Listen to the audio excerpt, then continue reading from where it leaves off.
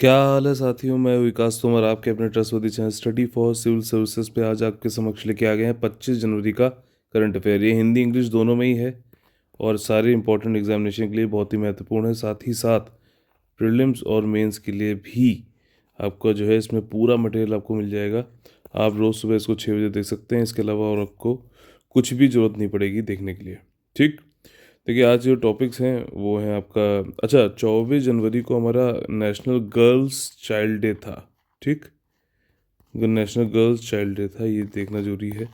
One day exam में कभी कभी डेज भूल लेता है। देखिए आज के टॉपिक से रातले हाइड्रो पावर प्रोजेक्ट से रिलेटेड है। दूसरा है गवर्नर ने डिले कर रखा है मर्सी पिटीशन, कहाँ पर क्या है सब देखेंगे।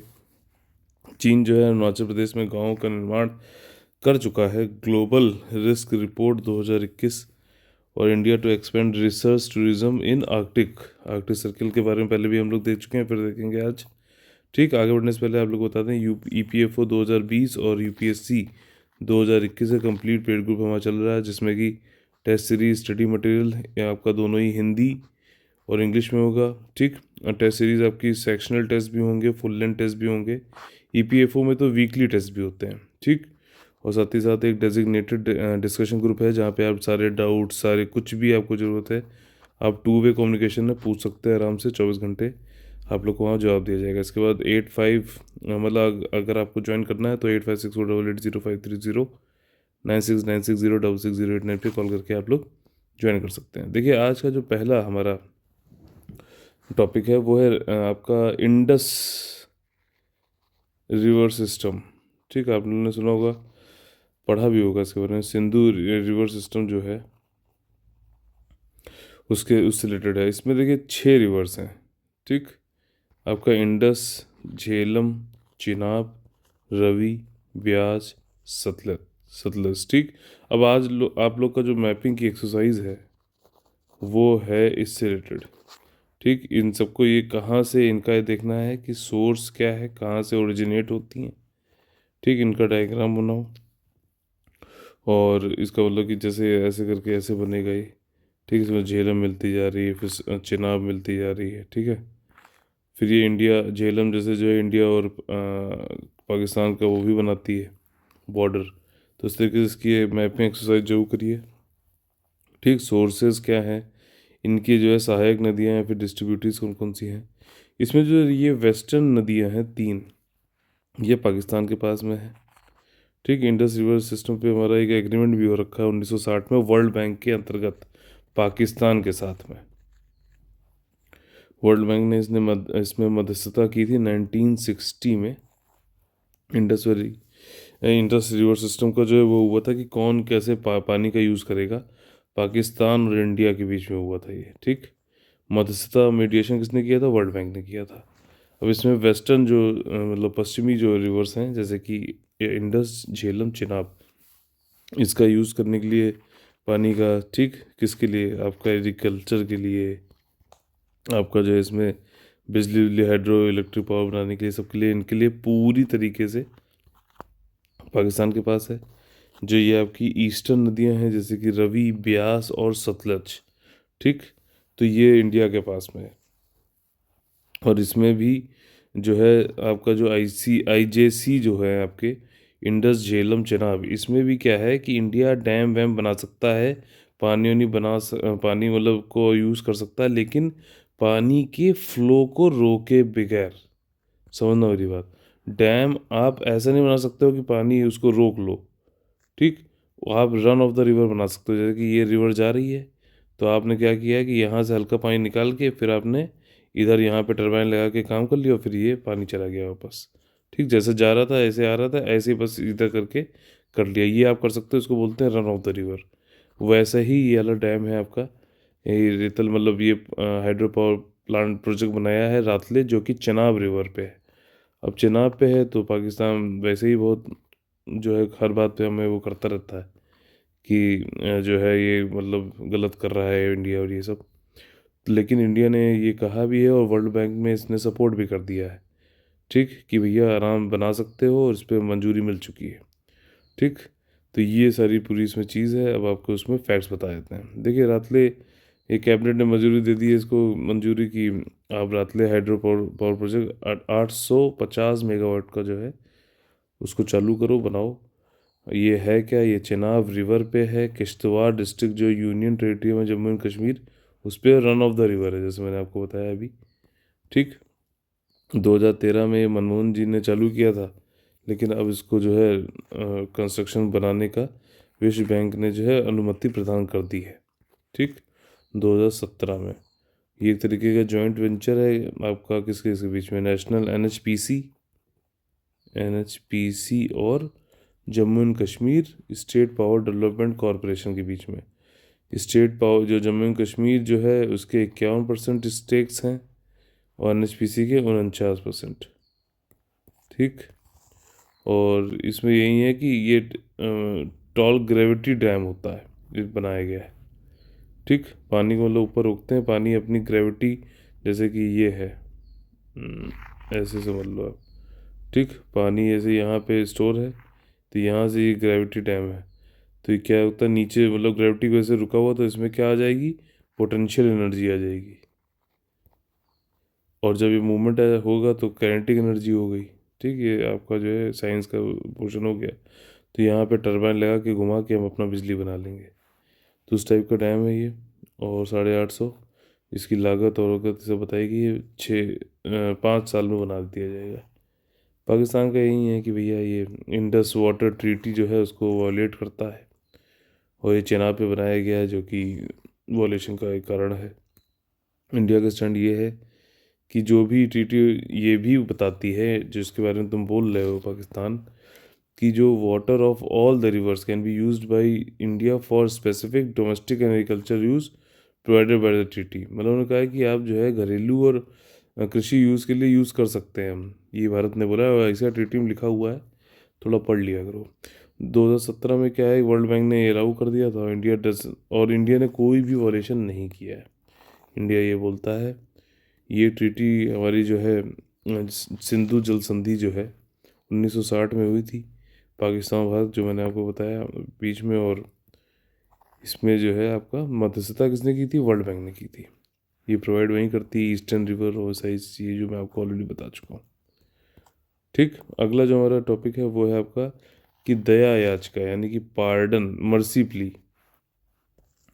जैसे आपका जो है डेथ पेनल्टी दे दी जाती है, फांसी की सज़ा, तो उस पर जो है मर्सी पिटीशन होता है।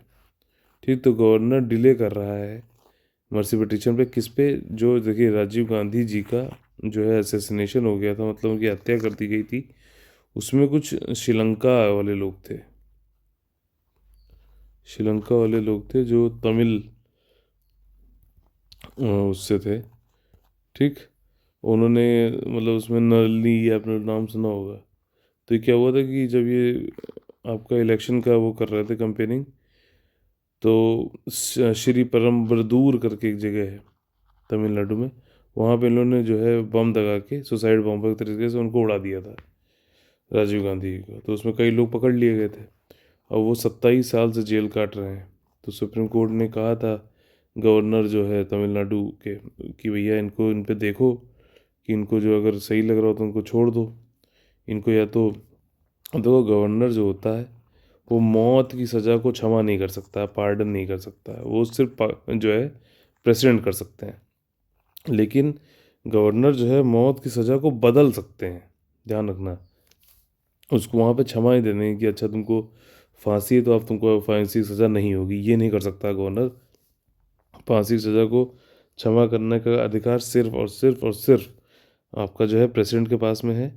हाँ, लेकिन ये ज़रूर है कि गवर्नर उसको बदल सकता है, कि भैया कम्यूट कर दे, एक्सचेंज कर दे, कि भैया डेथ सेंटेंस की जगह लाइफ सेंटेंस दे दे। समझ रहे हो, ये चीज़ है। तो अब यहाँ पे क्या है कि मर्सी पिटीशन इन्होंने काफ़ी टाइम से, अच्छा गवर्नर जो होता है वो भी एड एंड एडवाइस पे मंत्रिपरिषद जो होगा स्टेट का उस पर काम करता है, जैसे कि प्रेसिडेंट करता है। हालांकि गवर्नर की डिस्क्रिशन ज़्यादा है, आर्टिकल 162 इन सब पे देखोगे आप, लेकिन फिर भी एड एंड एडवाइस पे काम करता है गवर्नर।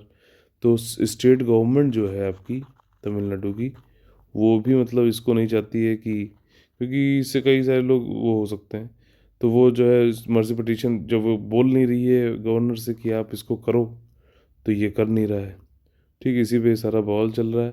इसमें हम जानेंगे कि कैसे कैसे क्या गवर्नर का जो है क्या क्या वो है इनके पास अधिकार, और प्रेसिडेंट के पास क्या है। थोड़े फैक्ट देख लेते हैं। ठीक, तो देखिए यहाँ पे जो कंटेक्स्ट है वो ये है कि बनवारी लाल पुरोहित जो है उन्होंने सुप्रीम कोर्ट को ये बताया है कि जो मर्सी पिटीशन थी एजी पेरेरी वलन की, ठीक, ये भी एक कन्विक्ट हैं जो कि लाइफ सेंटेंस झेल रहे हैं आपके असैसिनेशन इन्होंने कर दिया था राजीव गांधी का। उनको जो है, जो इनको मतलब मर्सी पिटीशन को गवर्नर ने अभी कहा कि 4 हफ्तों में बता दिया जाएगा कि हम दे रहे हैं कि नहीं दे रहे हैं। ठीक, इसमें बैकग्राउंड वही है, 2015 में जो है कन्विक्ट हुए थे। इसमें देखिए जो कन्विक्ट लोग हैं आपके दोषी जो ऑलरेडी हो चुके हैं, सो ये आपके राजीव गांधी जी के असैसिनेशन में उनको उनसे कहा गया था 2015 में कि भैया देखो, पार्डन वार्डन क्षमा वमा कर सकते हो करो, लेकिन तब कुछ किया नहीं गया। ठीक, माफ़ीनामा कर सकते हो, लेकिन सितंबर आपका 2018 में सर्वोच्च न्यायालय सुप्रीम कोर्ट ने फिर से याचिका पर निर्णय देते हुए कहा था कि क्षमा दान पर निर्णय लेने हेतु राज्यपाल पूर्णतः उपयुक्त है। मतलब कि आप पार्डन वार्डन पर देख सकते हो, यू आर फिट इनफ कि आप इस पर क्या आपका डिसीजन होता है। ठीक, देयर आफ्टर रिकमेंडेशन इन्होंने दी थी कि रेमिट कर सकते हो, आप लाइफ सेंटेंस को रेमिट कर सकते हो। अच्छा, ये रेमिटेंस, रिप्राइव, ठीक, ये सारी चीज़ है कि रेमिशन, अगर आप लोग को इसके लिए जानना है तो देखिए पेड ग्रुप में जो है इसका मैं ऑडियो दे दूंगा, और साथ ही साथ जो लोग देख रहे हैं यूट्यूब पे और हमारे साथ पेड ग्रुप में नहीं जुड़े हुए हैं वो लोग ज्वाइन कर सकते हैं ओनली यूपीएससी करके। ये हमारा चैनल है ओनली यूपीएससी, उसको हमारे चैनल पे वेरीफाइड है, उसको ही ज्वाइन करिएगा, वहाँ पे मैं इसको ऑडियो में समझा दूंगा। ठीक, ये वाला ग्रुप ये फ्री चैनल है, इसको ज्वाइन करना ज़रूरी है। यहाँ पे आप लोग को आपस में डिस्कस कर सकते हो आप। ठीक, और ये कहा था यहाँ पे कि एक आर्टिकल नंबर 161 में गवर्नर का कि किस में पार्डन कर सकता है, कम्यूटेट कर सकता है, बदल सकता है सेंटेंस के, सब इसमें बताया गया है। ठीक, और इसमें पार्डनिंग पावर ऑफ प्रेसिडेंट वही आर्टिकल 72 में होती है। ये यही है कि प्रेसिडेंट आपका क्षमा कर सकता है, विलंबन कर सकता है, विराम या परिवार लगा सकता है, मतलब रिप्राइव कर सकता है, रेस्पाइट दे सकता है, रेमिशन। रेमिशन को ऐसे याद कर सकते हो कि रेमिशन में कमीशन, मतलब कुछ कमीशन, मतलब कुछ सेंटेंस मान लीजिए 10 साल का था तो उसको कुछ कम करके 8 साल कर दिया। ठीक, तो इसी तरीके से वो वहाँ पे जो है ग्रुप आप ज्वाइन करिएगा, उससे मैं पूरा यहाँ पे शेयर कर दूंगा। ठीक, और आपका गवर्नर की पार्डनिंग यानी कि क्षमा शक्ति जो है आपकी आर्टिकल नंबर 161 में होती है। इसमें भी सब कुछ ये कर सकता है, लेकिन बस जो डेथ सेंटेंस है डिफरेंस इसका देख लेते हैं, ज़्यादा इंपॉर्टेंट है यहाँ पर। ये इनकी पावर बहुत वाइड है प्रेसिडेंट की आर्टिकल नंबर 62 में, अगर आप कंपेयर करोगे गवर्नर से आर्टिकल नंबर 161 के अंतर्गत। क्या दो पावर अलग करती हैं प्रेसिडेंट को, कि ज़्यादा पावर कहाँ कहाँ पर है, कि जो भी कोर्ट मार्शल मतलब आर्मी वालों की तरफ से जो भी दिया जाता है डिसीजन, उसमें कोई भी क्षमा दान या फिर कुछ भी करना है तो प्रेसिडेंट कर सकता है, गवर्नर नहीं कर सकता है। ठीक, साथ ही साथ जो है गवर्नर जो है वो आपका मृत्यु दंड जो है उसको नहीं बदल सकता है, उसमें क्षमा नहीं कर सकता है, सिर्फ राष्ट्रपति कर सकते हैं, ये वाली बात है। ठीक है, देखिए इसकी शक्ल देखिए कैसी है। ये है पेररी वरन, इसने जो है ये भी मतलब उसमें साजिश में थे, कई और लोग भी थे। देखिए ये न मुरुगन, ए जी पेरीवलन, ये जो है इसका नाम अरिवू है, रॉबर्ट प्यास है, जयशंकर, ये कई सारे लोग हैं 27 साल जेल काट रहे हैं। 9 सितंबर 2018 में ये भी कहा गया था, और जो तमिलनाडु की गवर्नमेंट है उसने तो ये भी कह दिया था कि रिलीज़ कर दो सबको। ठीक, रिलीज़ कर दो, कोई हमें ज़रूरत नहीं, क्योंकि देखिए तमिल, ये भी तमिलियन ही है, ये एक्चुअली LTTE के बंदे थे। ठीक, liberation tiger of tiger Tamil Eelam, एक तरीके का मतलब श्रीलंका में एक टेररिस्ट ऑर्गेनाइजेशन था जो कि ये चाहता था कि जो है पूरा श्रीलंका में अलग से एक तमिल के लिए स्टेट वो सब बन जाए, उसके लिए लड़ रहे थे। अब राजीव गांधी जो है थोड़ा सा ज़्यादा मतलब श्रीलंका के लिए कि गवर्नमेंट की तरफ से काम कर रहे थे, जो कि सिन्हलीज हैं, समझना, सिन्हलीज हैं, और सिन्हलीज जो है काफ़ी मतलब अत्याचार करते हैं तमिल्स के ऊपर वहाँ पर। तमिल्स जो है, ये तमिल्स खुद से नहीं गए थे श्रीलंका में, ये अपने तमिलनाडु में सब बढ़िया रहते थे इंडिया में। इनको ब्रिटिशर्स लेके गए थे वहाँ पे प्लांटेशन, और ये टी प्लांटेशन करने के लिए, कि चाय वाय उगाने के लिए। तो ये वहाँ पे रह गए। अब वहाँ पे जब हुए तो जब सिंहलीज, जब इनको आज़ादी मिल गई श्रीलंका को, तो सिंहलीज इनके ऊपर अत्याचार करने लगे कि तुम तो तमिलियंस हो, आउटसाइडर हो, इंडिया के हो, यहाँ से जाओ। तो वहाँ पे LTT बन गया। इसमें जो है 1987 में राजीव गांधी जी ने वो भी एक मिलिट्री भेज के, जो एक मिलिट्री एक्शन भी लिया था, श्रीलंका गवर्नमेंट की मदद की थी तो LTT से निपटने के लिए। ठीक। तो इन्हीं सब बातों से गुस्सा था आपका ये, इसमें एक होता प्रभाकरण बंदा जिसको लीड करता था LTT वाला। तो उसने ये जाके कहा, उसने मतलब इनका कहा कि भैया ये इलेक्शन फिर से लड़ने जा रहा है और ये जीत जाएगा, प्राइम मिनिस्टर बन जाएगा, तो ये हो सकता है हमारे लिए घातक हो, तो उसको ख़त्म कर दो। तो इसी चक्कर में सारा काम चल रहा है। ठीक। हमारी जो अगली न्यूज़ है ये काफ़ी, मतलब इंडियन पर्सपेक्टिव में देखा जाए तो चाहे कुछ भी हो जाए, चाइना से अभी भिड़ने वाली जो हमारी हैसियत है वो है कम, सीधी सी बात है। इसको हमें बढ़ाना पड़ेगा स्ट्रेटजिकली या जैसे भी। अब देखो क्या कर रहा है यहाँ पे चाइना। अरुणाचल प्रदेश, जैसे अगर आप ये देखोगे तो ये आपका ऐसे बनाते हैं, ठीक है।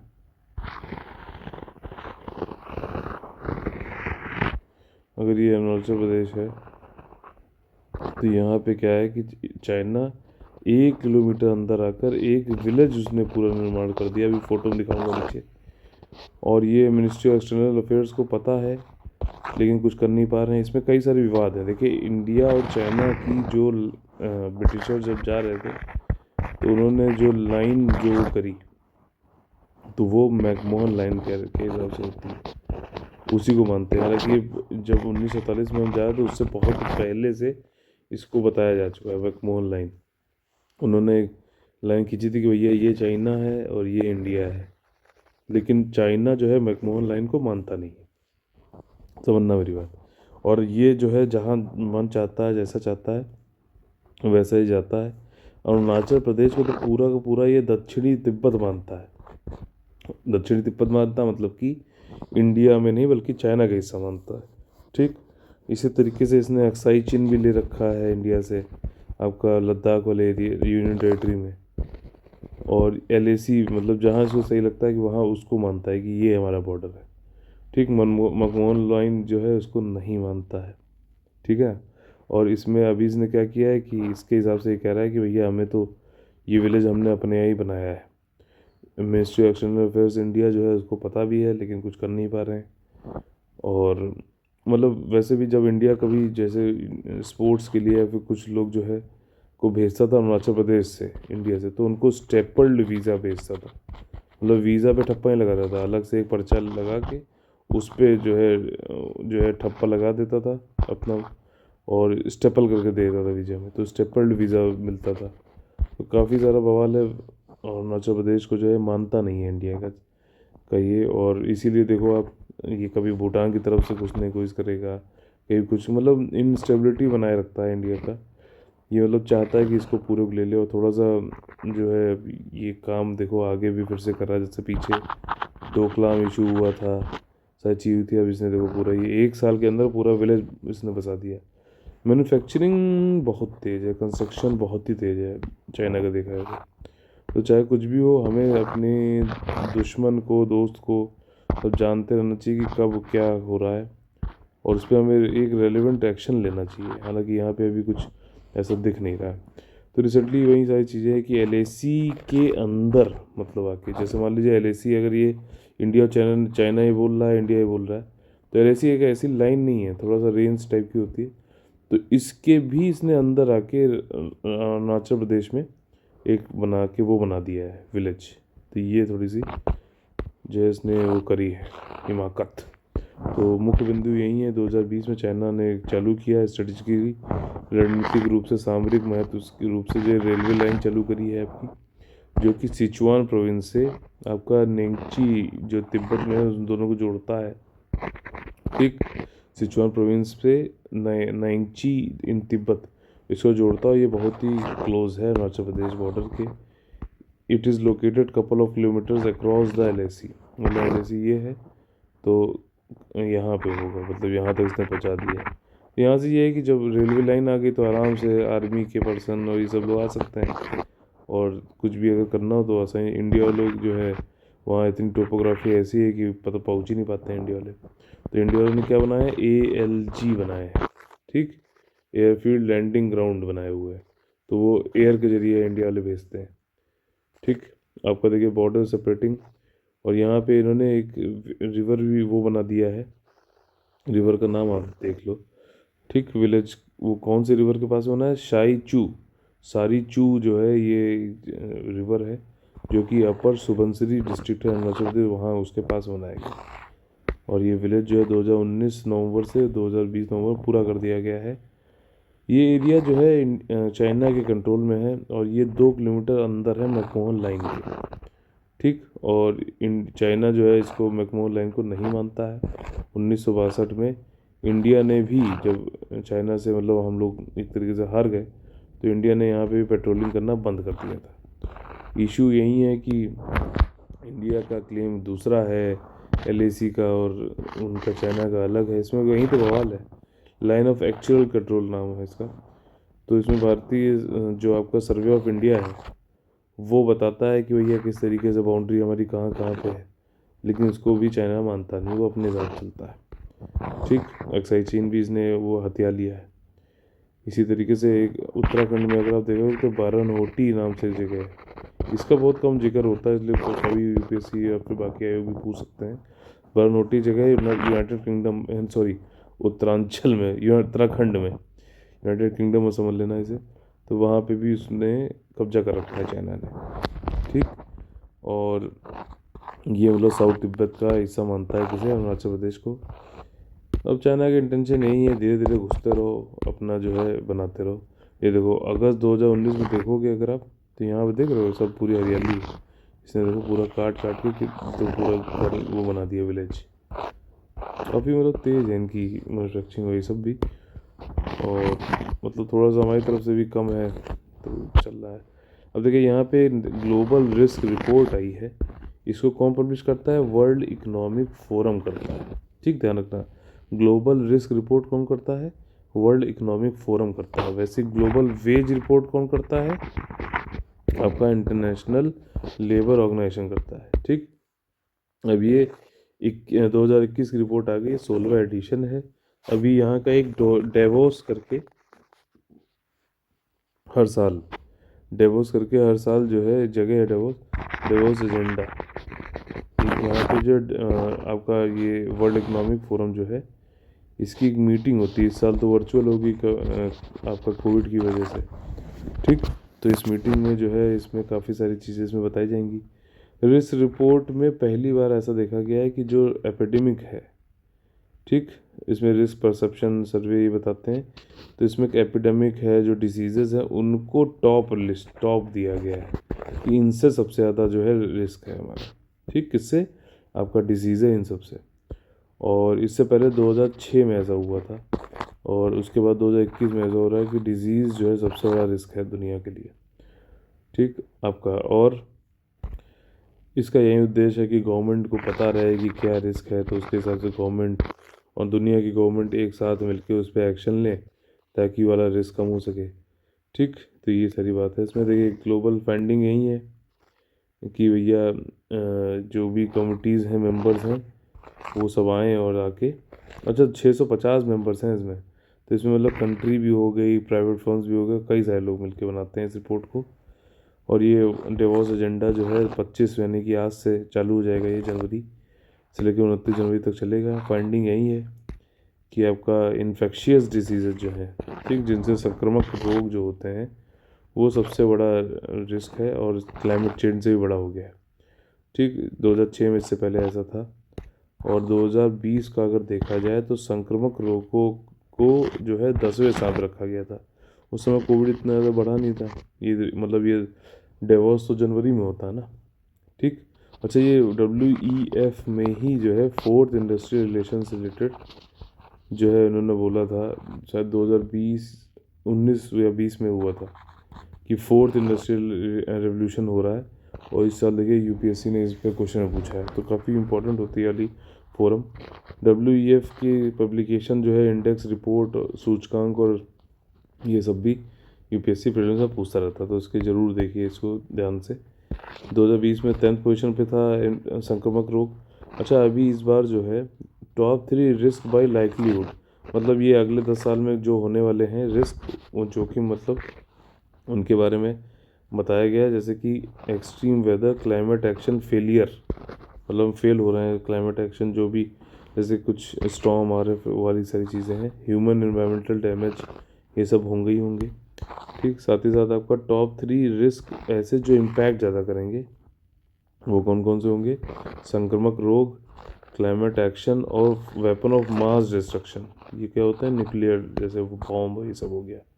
ठीक, इस रिपोर्ट का उद्देश्य वही है कि गवर्नमेंट इंटरनेशनल कमिटीज़ को अवेयर करो, उनको इनेबल करो कि भैया लड़ो, कुछ करो कि ये सब ना हो इस बार।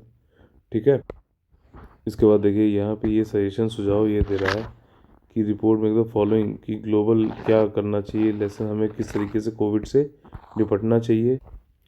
इसमें हमें देखिए कई सारे जो है विश्लेषणात्मक एनालिटिकल फ्रेमवर्क बनाने चाहिए, ट्रस्ट हमें करना चाहिए, कम्युनिकेशन सबसे ज़्यादा करना चाहिए, पार्टनरशिप, सबके साथ मिलजुल के काम करना चाहिए। अब देखिए आर्कटिक ओशन से हम लोग ने मैप करके और डायग्राम में भी पहले देखा हुआ है, फिर से देख लेते हैं। अभी क्या है कि ड्राफ्ट एक मसौदा तैयार किया है कि कैसे कैसे हम रिसर्च को, इंडिया वाले कैसे कैसे रिसर्च को, टूरिज़्म को आर्कटिक सर्कल में बढ़ाना चाहते हैं। ठीक, न्यू ड्राफ्ट आया है। और कैसे कैसे साइंटिफिक रिसर्च, सस्टेनेबल टूरिज़्म। ठीक, ऐसा नहीं वहाँ गया और सब बर्बाद करा है। सतत मतलब टूरिज़्म होना चाहिए, इको फ्रेंडली होना चाहिए। मिनरल ऑयल और गैस का एक्सप्लोरेशन कैसे करेंगे, ये सारे चलते चीज़ें जो है आपका वहाँ पे एक ड्राफ्ट बनाया गया है।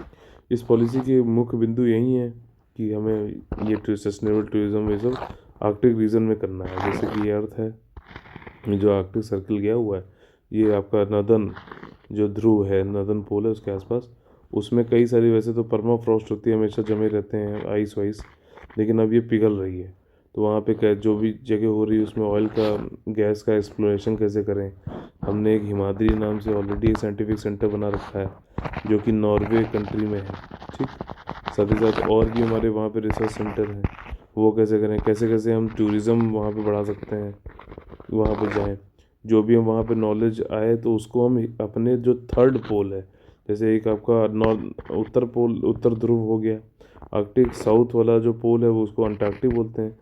और एक चीज़ है कि थर्ड पोल बोला जाता है हिमालयन रीजन को, वो इसलिए क्योंकि यहाँ पे इतने ज़्यादा ग्लेशियर, इतने ज़्यादा आइस और ये सारी चीज़ें हैं कि बिल्कुल थर्ड, मतलब थर्ड पोल की तरह, मतलब क्योंकि पोल्स पे देख रहे हो कई सारे जो है ग्लेशियर ये सब होते हैं ना, परमानेंट ग्लेशियर, आइस वाइस बहुत ज़्यादा है, वैसे हिमालयन रीजन में भी तो उसको थर्ड पोल बोला जाता है। तो यहाँ पे हम रिसर्च करेंगे आर्कटिक सर्कल में, और इस रिसर्च से जो भी, स्टडी से जो भी हमें वो मिलेंगे उसको अप्लाई करेंगे आपके हिमालय और ये थर्ड पोल के आसपास। ठीक, और उससे फिर हम समझेंगे भैया क्लाइमेट चेंज को कैसे रोका जा सकता है, क्या चीज़ें हैं, ये वाली बात है। जैसे मान लीजिए कोविड के लिए लड़ना, तो उसके वायरस से हम लोग खेलते हैं लैब वैब में। ठीक, वायरस से लैब में खेल के कैसा है उसको देखते हैं, कैसे क्या हो रहा है, कैसा इम्पैक्ट कर रहा है, फिर उसको जो है हर जगह यूज़ करते हैं, वैसे यहाँ पर भी है। तो ये है पूरी कहानी यहाँ पे। ठीक, और इसमें तीसरे ध्रुव पे, वहीं हिमालय पे करेंगे। ड्राफ्ट में ये बताया गया है कि हमारा इंडिया का आर्कटिक मिशन जो है साइंटिफिक और क्लाइमेट रिलेटेड लिंकेज बनाना है, इंडियन मानसून से भी हमें देखना है कि उस पर क्या इम्पैक्ट पड़ सकता है, और एक्सप्लोरेशन का और ज़्यादा से ज़्यादा जो है वहाँ जाके हम ढूंढने, मतलब एक्सप्लोर करना चाहते हैं, ये सब करना चाहते हैं। आर्कटिक इंफ्रास्ट्रक्चर बढ़ाना चाहते हैं, offshore port, railway, airport exploration, ये सब करना चाहते हैं। ये सब पॉलिसी है, नीति है, हर उसके बाद बताई गई है। 2007 में हिमाद्री नाम से बनाया गया था, जो कि ये जगह का नाम है नाइल अलेसंड स्पिट्सबर्गन, सवलबार्ड, नॉर्वे में स्थित है। और भी 2 हमारी ऑब्जर्वेटरी हैं वहाँ पर, जिनका नाम है कोंग्सफोर्डन और ग्रूवे बतत, पता नहीं, ठीक, नॉर्वे में ही है ये भी। इंडिया को आर्कटिक काउंसिल जो है 2013, उसमें ऑब्जर्वर का स्टेटस मिला हुआ है, फुल मेंबर नहीं, ध्यान रखना। 13 कंट्री जो है ऑब्जर्वर स्टेटस में है, जिसमें कि चाइना भी एक है। और इंडिया का 2018 में ये चीज़ जो है, ये वाला ऑब्जर्वर का स्टेटस फिर से बना दिया गया है। सिग्निफिकेंस यही है कि इंडिया की टेरिटरी डायरेक्टली फॉल होती है, वैसे तो नहीं होती है, इंडिया क्यों ना ध्रुव पे है, लेकिन फिर भी हम वहाँ से जो भी रिसर्च करें उससे अर्थ के जो है क्या पृथ्वी की जो पारिस्थितिकी तंत्र है, इकोसिस्टम है, वायुमंडलीय या समुद्र संबंधी जैव रासायनिक चक्रों हैं, इन सब से रिलेट करके हम देख सकते हैं। आर्कटिक वहीं पोलर रीजन में आपको बताया अभी जैसे, और ये Arctic consist of Arctic ocean, ठीक, साथ ही साथ उसके साथ की आसपास की जो सी हैं, और आपका अलास्का जो आपका अमेरिका है, कनाडा, फिनलैंड, ग्रीनलैंड, डेनमार्क वाला, आइसलैंड, नॉर्वे, रूस, स्वीडन, ये सब जो है आर्कटिक आपका क्षेत्र में आते हैं। आर्कटिक क्षेत्र में मौसम के अनुसार बर्फ़ और हिमाच्छादन होता है, मतलब कि स्नो का मतलब कवर जो है वेरी होता रहता है, कि कभी ऊपर आ जाएगी, कभी कम हो जाएगी, विंटर में ऊपर आ जाएगी, समर्स में थोड़ा कम हो जाती है, ठीक।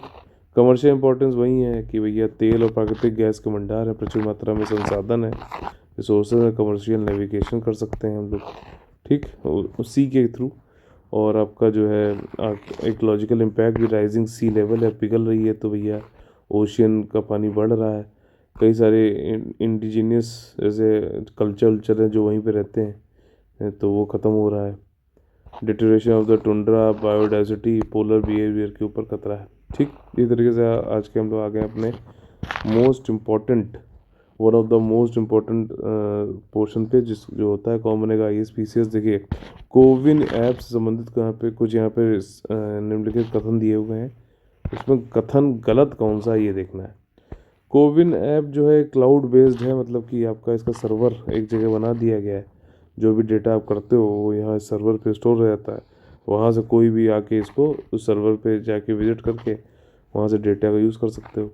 कोविड-19 का जो टीकाकरण अभी चालू हो गया है 16 जनवरी से, डेट जो याद रखना पूछ सकता है, तो उसके बारे में कहाँ रखना है, क्या मैसेज देना है, कैसे बेनिफिशियरी कौन कौन है, सारी जानकारी इसके अंतर्गत रखी जाएगी, ये वाली बात है, ठीक। इसको मतलब ministry of health and family welfare जो है, इसके के पास स्वामित्व है इस वाले एप्लीकेशन का।